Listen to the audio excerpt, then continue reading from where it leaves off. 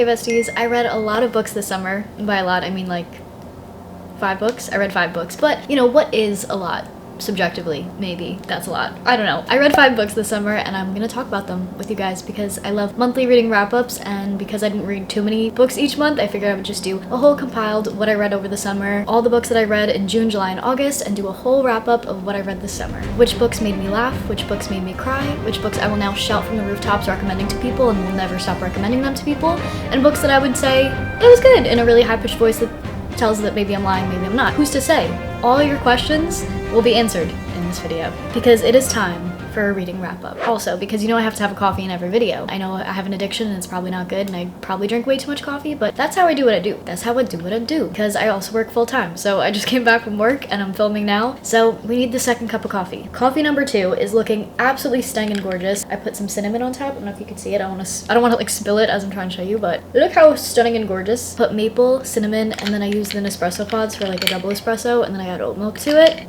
Chef's kiss, deliciousness.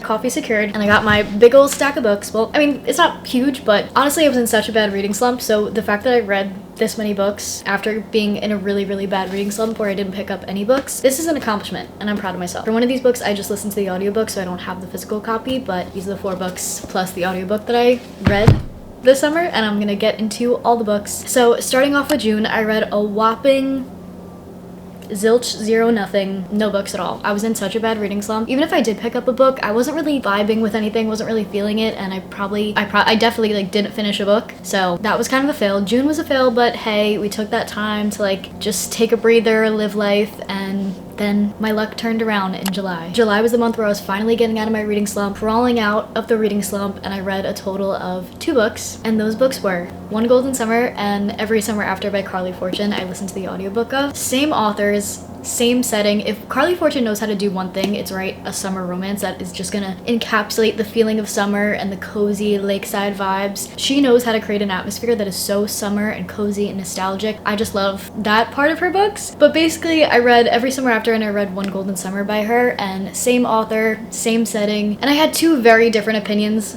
on each of these books. Feel free to take your guesses now, which one I liked, which one I didn't. Leave them in the comments. First, let's get into the book that comes before One Golden Summer, which is Every Summer After by Carly Fortune. This book follows our 2 main characters, Percy and Sam, who have a very cute childhood friends to lovers romance pipeline?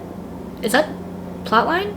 What am I saying? I don't even know. It's childhood friends to lovers, and it's very cute, and that part of it I did enjoy. They're at this lake town called Barry's Bay, and they go there every summer, and it was very much giving The Summer I Turned Pretty. Like, if The Summer I Turned Pretty and Love in Other Words had a baby, it would be this book. That's like kind of what the vibe is, to give you a little bit of an idea of what it's about. So we follow them falling in love, a cute childhood friends to lovers, but then there's this conflict that happens that they don't speak for years until they're reunited and then have to deal with, you know, navigating those feelings that they have for each other now that they like haven't seen each other for years, and like deal with the conflict that happened. And then it's like the second chance romance part of it. The thing that happens, like the reason, no spoilers by the way, but the reason that they don't speak and like the big conflict that happens, I don't know if I can ever get over that personally. Me personally, that was like the main reason why I didn't like this book, and I was not expecting like what happened that happened. The thing that happened, what am I saying? The thing that happened, I wasn't expecting to happen, and it happened in the book, and I was like, whoa, why do people like this book? And I was a little confused. I was a little disappointed because I thought I was gonna like it, and I just ended up not really liking the characters, not really liking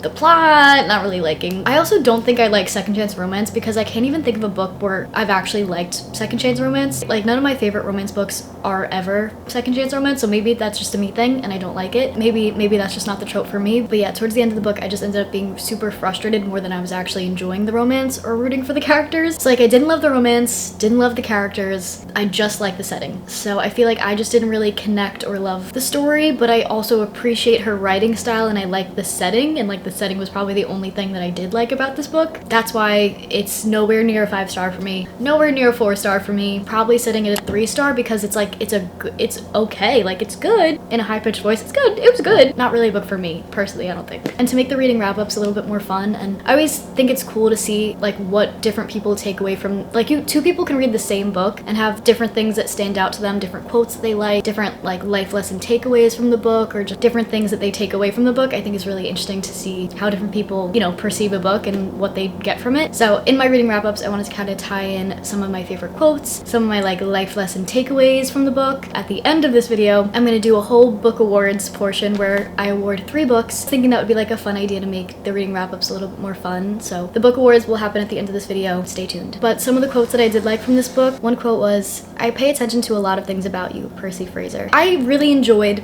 the like childhood friends to lovers arc of it. It was just like everything that happened after I did not enjoy at all. Didn't like the way the characters were moving, didn't like just like the conflict and just the frustrating stuff that happens, but the beginning part, it was cute, it was good. They got each other in a way that no one else did, and I also listened to the book on Audible, so I don't really have too many quotes from this book because I listened to it, and it's easier like when you're reading to like tab a page or highlight something, so that's really all I have for this book. But my takeaway from the story, I would say, you know, the 2 main characters, they did really love each other, and maybe the takeaway from the story is that forgiveness and choosing each other despite, you know, time and distance and conflicts and just consistently choosing each other every day is like what love is. And I think that was beautifully depicted in the story. You know, loving someone even when they're not perfect and even when they don't always do or say the right things, and it's about forgiveness and overcoming obstacles for like the person that you love and just choosing them every day. That's, I guess, the takeaway that I got from that book, and that was a 3-star read for me. And then the next book that I read in July was One Golden Summer by Carly Fortune, same author, but I absolutely loved this book and I ate it up, and this was an easy 6-star read for me. This book follows Sam from Every Summer After, his older brother Charlie, who, this might be actually like a really unpopular opinion because I feel like everyone, whenever I heard people talk about Every Summer After, everyone like always hated Charlie. I never did. I was actually secretly rooting for him, and if that would have happened, like if he would have been like the new love interest, I wouldn't have been mad about it. And that just goes to show like how much I just like didn't really connect with the characters or the romance. Like I wasn't actually rooting for them. I was literally rooting for a whole other character, and I would have been happy if like that's the way the story went. But that just goes to show how much I was not vibing with the main couple in the book. But Charlie, I absolutely loved, and then reading this book, I loved him even more. He was like top book boyfriend, like male love interest character. It was so fun, and the romance in this book was so good. Basically, the story follows Alice, who's a burnt out photographer. She also just got out of a bad breakup, and she's been kind of living her life for other people and working for other people, and she's just reached a point where she doesn't know what actually makes her happy, and she ends up going back to Barry's Bay, which she used to go to as a child with her nan, and she goes to take care of her nan there, and it's just so cute. Again, like the setting, Carly Fortune knows how to write an atmosphere that is cozy and comforting and nostalgic, and I just loved all the characters. I loved her as a main character. I loved the main couple, her and Charlie. I loved how their romance was always interesting from the beginning to the end. Sometimes with characters, when the main couple gets together, it gets boring.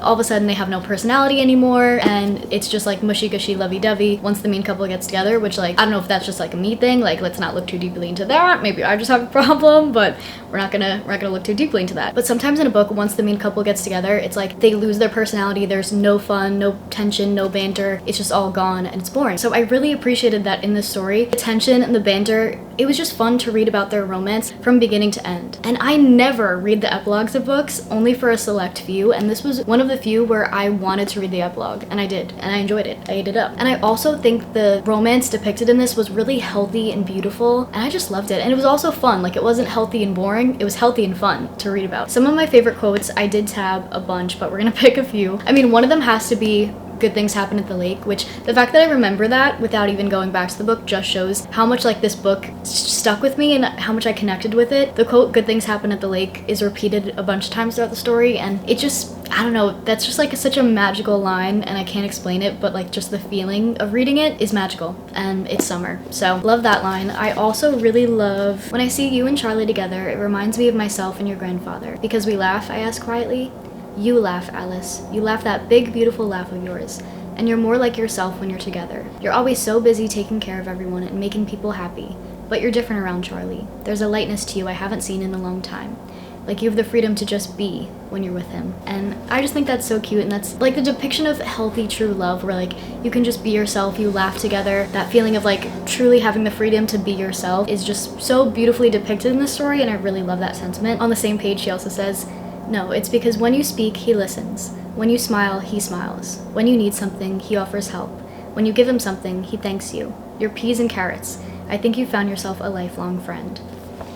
Like, the person you love being your lifelong friend. This book is just so beautiful, I really can't. Also, can we also address the bare minimum here, where the first line is, "It's because when you speak, he listens." Why did I swoon? Why did I swoon over that line? He listens when I speak? Aw, so cute. Like, below bare minimum. Like, actually, when I talk, he listens. It's just crazy that, like, that's not the norm for dating, and, like, that line was like, aw, oh my gosh, like, when she talks, he listens to her. How cute. That's just so sad. Back to another quote that I absolutely love. When she's describing how she feels about him, she says, "I like who I am with him. I laugh until tears stain my cheeks. I say what I think, and when he senses I'm holding something in, he tells me to spit it out. I don't have to be a perfectly edited version of myself. It's okay to have a few bumps. And I don't have to try. I've never felt this comfortable with a man. I'm not sure I felt this kind of ease with anyone." I just really love the way that love is depicted in this story, and it's just so beautiful, and if you have not read this book, you just have to read it because this is like the book of the summer. The perfect summer romance right here in my hands. Right here. This one.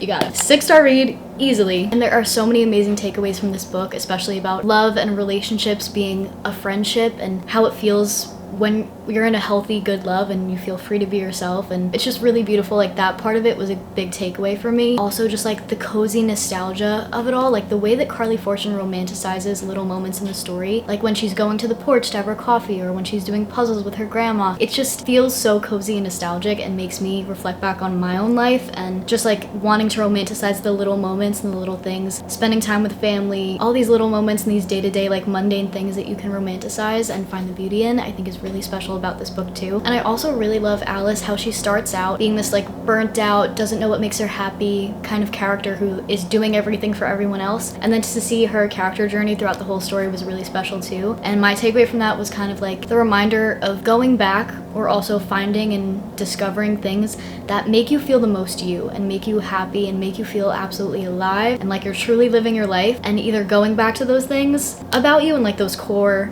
things that make you happy, or like finding and discovering the people, the places, and the things that make you feel the most like you. And I thought that that was like a really beautiful takeaway from this book too, and seeing like her character development, I really enjoyed that aspect as well. And now onto all the books that I read in August. The first being The Dead Romantics by Ashley Poston, and if you watched my channel before, you know that Ashley Poston is one of my all-time favorite romance authors. I absolutely love her writing, and I love the aspect of magical realism that she puts in her books. I just love the way that she writes romance, and it's always so fun and so like not just a fun romance, but also has depth to it and always has like a good life lesson takeaway for me, and I just absolutely love her stories. So this book was no different, even though I probably read this at the wrong time, because reading this in August and like peak of summer was probably not the best idea, as this is more like a spooky fall time read, and I would definitely recommend reading this, especially in October, but like the fall months is definitely the time to pick this up. It follows our main character Florence, who's a ghostwriter who no longer believes in love after some things happened in her past, and after the death of her father, she's dealing with the grief over this, and she also has to like write a love story even though she doesn't believe in love anymore. It's basically a love story between a ghostwriter and a ghost, and it's a very spooky, good fall time romance that also deals with grief and loss, and that adds a lot of depth to the story. It's a really heartwarming story. It kind of gives those cozy, I want to say like even Gilmore Girl vibes of just like the cozy fall time mixed with, you know, feelings of grief and loss and family and a little bit of romance thrown in there, and I just thought it was a really interesting romance and a really good cozy read for the fall time. I didn't really get that 5-star feeling when I was reading this, but I did highly enjoy it and I would recommend it. If you want just like a cozy romance for the fall, I think this one is a really good one to pick up. I think my only issue when I was reading this book, I just felt like it almost felt like a novella with the way the story went. I just kind of wanted more from it, and I really like loved her other books, so maybe this, I don't know, maybe it's the time that I read it, I don't know, but it just like didn't fully hit for me like her other books. But I really did enjoy it. I think it's a fun read, but it just didn't give that 5-star feeling. Nothing really stood out to me too much, but it was fun. I enjoyed it, but you know, didn't really wow me, didn't really knock my socks off. Some of my favorite quotes from this book. One part she says, "Because Dad was right in the end about love. It was loyal and stubborn and hopeful. It was a brother calling before a funeral to ask how the latest book was going. It was a sister scolding her older sister for always running away. It was a little girl on a stormy night tucked into the lap of an undertaker, listening to the sound of the wind through the creaky Victorian house. It was a ballroom dancer spinning around in an empty parlor with the ghost of her husband and a song in her throat. It was petting good dogs and quiet mornings waking up beside a man with impossibly dark eyes and a voice with the syrupy sweetness of third-shelf vodka. It was a best friend flying in from New York on a moment's notice. It was life, wild and finite." And she also says, "Love is a celebration," I read, my voice wobbling, "of life and death. It stays with you. It lingers, my darlings, long after I'm gone. Listen for me when the wind Wusses. A beautiful quote that I'm just butchering because I can't read out loud. It's like, bring me back to school when it was your turn to read out loud. You would like look at what you were supposed to read and like get nervous when it was your turn to read out loud in class. Like that's what it feels like in this moment. So I don't know why I'm forcing myself to read out loud, but here we are. Listen for me when the wind rushes through the trees. I love you. I folded the letter back up and whispered softly, privately, one final time. Goodbye, Dad. Like, oh my god, I could almost cry right now. That's crazy. That's Ashley Poston, she just like does something where she just like, with her words and her stories, she just reaches into my heart, and the way that words on paper can make you feel such strong emotions is honestly insane, and this book was just one of them, and it's beautiful. And I feel like that quote, out of all the quotes that I could share, just goes to show how beautiful this story is. Like, it's not about romance. The love in the story isn't just about the romance, it's about the familial love. It's about grief and loss and love and everything about that tied into life and dealing with all of those emotions, and it's just really, really beautiful. This is a really, really beautiful story. It just wasn't a 5-star for me. I felt like I wanted a little bit more from it, but as it was, like, I'm gonna say maybe 4.5 stars because it really was really good and enjoyable, but just I didn't get that 5-star feeling. Another quote that I liked, that I don't know, I just really liked the scene, and while I was reading it, I could really picture it in my head like a movie. This would make a great fall time movie, and I think someone should get on that. But she says, you want to scream. And she's like, do you feel any better? Not yet. And he screamed again. In his voice there was aggravation and heartache and sadness, because he was a ghost, and he had left his life behind, and he had died in the prime of it. And I hadn't even thought about what he must have been feeling. To be dead, to be ignored, invisible. I was the only one who could hear him screaming. But he didn't do it for other people. He didn't do it to be heard. So I took a deep breath and I screamed with him. I screamed into the howling storm, and my voice was carried off in the wind. It was struck down by thunder. It was dampened by the rain. I screamed again and again, and it did make both of us feel a little better. I just like love, I don't know, I could really like visualize that scene. I thought it was like a funny but not funny scene in a way. That it's like a bittersweet scene where you're like, oh, that's cute, but then like also devastating and extremely sad and depressing, but in like the way that like that's just life and feeling everything, and sometimes you scream, sometimes you laugh, sometimes you cry, and like that's all beautiful emotions of life. And those were some of the takeaways that I had from this book too. It was just really beautiful, and everything it says about love and life and loss and grief was just so beautiful, and I really did love this book. The next book that I read in August was Shield of Sparrows, which was a romantasy read, so a little bit of a switch in genre, and I have to say I was missing romantasy.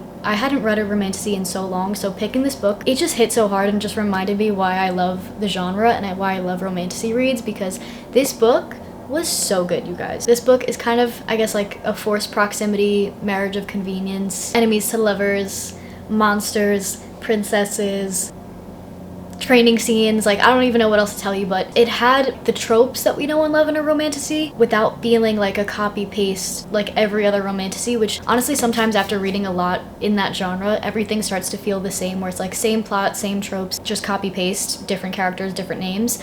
But this book, I think the magic system and having the monsters element to it really helped make it feel unique, and also the main character, her being a very realistic and funny heroine, also made the story feel fresh, and I really did enjoy this book a lot. It was also a slow burn, high tension, and the little bit of spice that happens at the very end of the book, so I appreciated that. I love when like you really get like the build up and the tension. I very much prefer tension in those moments of the build up versus like spice like 60 pages in. Like, what are we doing here?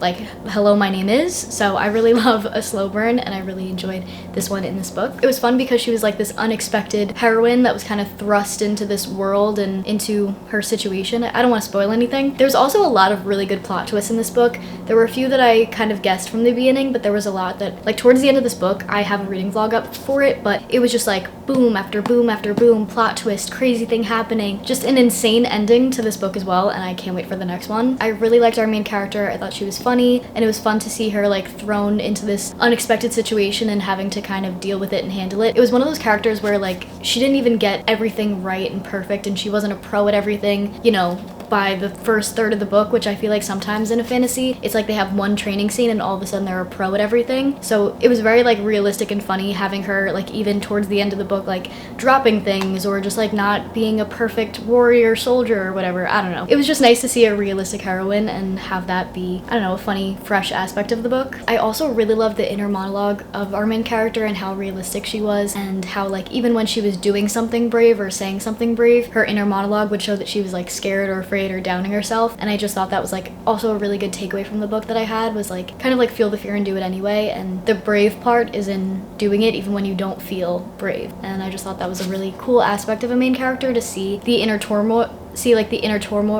why can't I say this word? Turmoil. The inner turmoil of this character, and her like being brave despite feeling afraid. Even if no one else believes in you, you have to believe in yourself and be the one in your corner rooting for yourself, and just keep going, stand up for yourself, and feel the fear and do it anyway, was kind of what I took away from this book. I really appreciated her as a main character and watching her journey throughout the story, and I enjoyed the slow burn romance. I liked the world building and the monsters, and just the world building in the story was really interesting. I also feel like I flew through this book. Like once I was in it, and I couldn't stop reading it, and I couldn't put it down. I don't know, like I initially didn't give it a 5-star. It was like a 4.75 for me, and I couldn't explain why it wasn't a 5-star. But then like as the days passed and I kept looking back on this book and thinking about it, I had to bump up my rating. I really do think this is a 5-star romantasy read for me, and I highly enjoyed it, and it is going on the list of romantasy reads that I will recommend to anyone and everyone I know. Now on to the last book that I read in August, which was In 5 Years by Rebecca Serle. Now this book had a really interesting premise. It basically follows this girl who,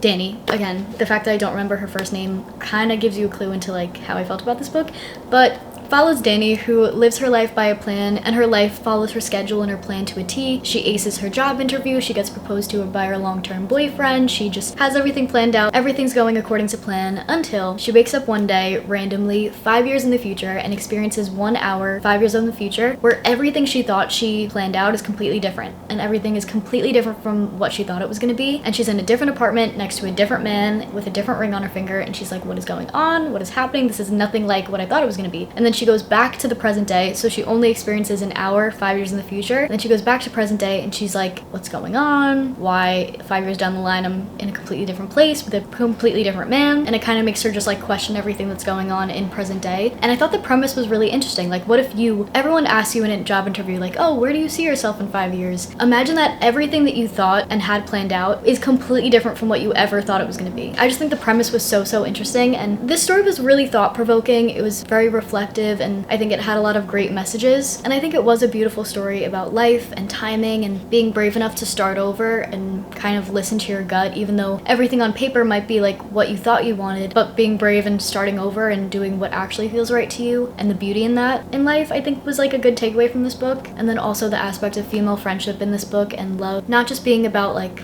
the romantic love, but also the platonic love and the different types of love that we feel in life, and the beauty in that and the value of that. And I think the female friendship depicted in this book was really beautiful. Reading this book, I just didn't feel super attached to the characters or like what was going on, and honestly, like I think I also have a personal issue, I think, with sad books, and whenever something sad happens, I just like immediately get mad at the book because I'm upset by it, and I know to my core that like that's just a me problem. I love the movie Me Before You, but because it's so sad, like I will purposely not watch the ending and then in my head like just imagine a better ending. So I just like watch the first, half of the movie, and then I'm like, oh, movie's over, it ended. There you go. So I know that like I have a thing with sad books, and like that's a me thing. That being said, this was really beautiful. The thing that happens, it was just like, I don't know. And also, I don't want to spoil anything, which is why I'm trying to talk about this and not spoil it, but it's like even the thing, like there's a good, not plot twist, but there's a good twist at the end of like things not being what you thought it was going to be in the story, like while reading it. But like before that twist, it's like the characters were moving a little bit weird, and I was like, what am I supposed to be rooting for here? Like there wasn't really a good romance that was happening, I guess. But yeah, I wouldn't say this was a romance really at all. I would say this is more like a good female friendship, life lessons about, life and love and starting over and that kind of aspect. But it's definitely, I wouldn't say it's a romance book. I would say it's more like literary fiction reflecting on timing and life and friendships, I guess. I will say I read this book in a day. It was really fast-paced and just like a quick, easy read, but I don't know, I just like didn't really love it. I mean, I did keep thinking about it after reading it, and like this is one of the books where it's like, oh, if you want like a really beautiful story, then like this is good. But I can't say that I really actually enjoyed it or like would ever reread it, and I feel like that's why it's gotta be, I mean, it's definitely more than a 3-star for me. I'm gonna say it's a 3.75 because like on its own, it's a good book, but like but like there could have been more to it, I guess. I don't know. So I'm gonna say it's a 3.75, and that is my rating for that. And now that I've gone over every book that I read this summer, it is time for the book awards.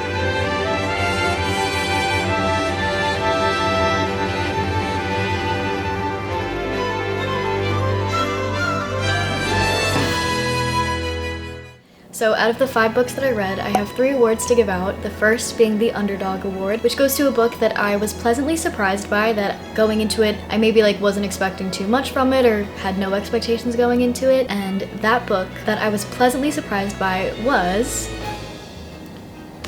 Shield of Sparrows by Devney Perry. This book took me by surprise going into it. I know that I like romantasy reads, but it had been a while since I read one, and the ones that I read were it felt very copy-paste every other romantasy read. So going into this, I didn't really know what to expect, but I absolutely loved this book. Initially, I didn't give it a 5-star, but now I do, because looking back on it, I just really, really enjoyed this book. So this was a 5-star read for me. I highly enjoyed it. Like I said before, I loved the romance, I loved the slow burn and the tension, I loved the world building and the monsters, and a relatable heroine. Just everything about this book I absolutely ate up and enjoyed. There were some really good plot twists and a crazy ending, so I highly enjoyed this book and it took me by surprise. So that's why this book is definitely the winner of the Underdog Award. And then the next award is the Bamboozle Award. On the flip side, this is the book that I thought I was gonna like, but then totally felt bamboozled by. I went into it thinking I was gonna love it. It was a book that everyone really loves, and I was disappointed and it fell flat for me. And so the Bamboozle Award goes to,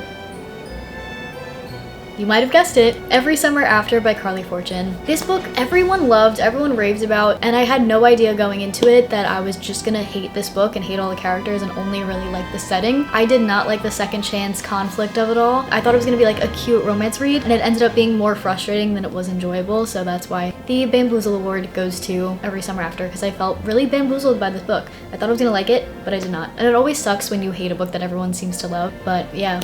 Did not enjoy it, was not a book for me, but I still love Carly Fortune. Obviously, One Golden Summer is a 6-star read for me, so I love her writing, but this book just didn't really do it for me. And then the next and last award is the Standout Summer Read Award. For this month, the book that stands out as the summer read. Out of all the books that I read this summer, this is a 5-star, 6-star read that is the book of the summer. And if I had to recommend any book that someone's oh, what should I read this summer? This is the book that I'm gonna say. You might have guessed it too, but that book is One Golden Summer by Carly Fortune. This book is the summer book. I will never stop recommending it to people. I love literally every single thing about this book. So many good quotes. The writing style, the setting, the atmosphere, the characters, the romance of it all, the plot, the setting. I've probably said that already, but just everything about this book I absolutely loved and ate up, and I will never stop recommending it to people. This was easily a 6-star read for me and will go down as one of my, if not the, favorite summer romance of all time. This was for sure the book of the summer for me, and I will forever recommend it. And with that said, that concludes our monthly reading wrap-up of all the books that I read this summer, and I can't wait for all the fall reads to come. I love you, besties, and let me know if you enjoy this style of a reading wrap-up. Let me know in the comments, and let me know what other videos you guys want to see from me. I love you, besties. Happy reading, and I will catch you in the next one. Love ya. Bye.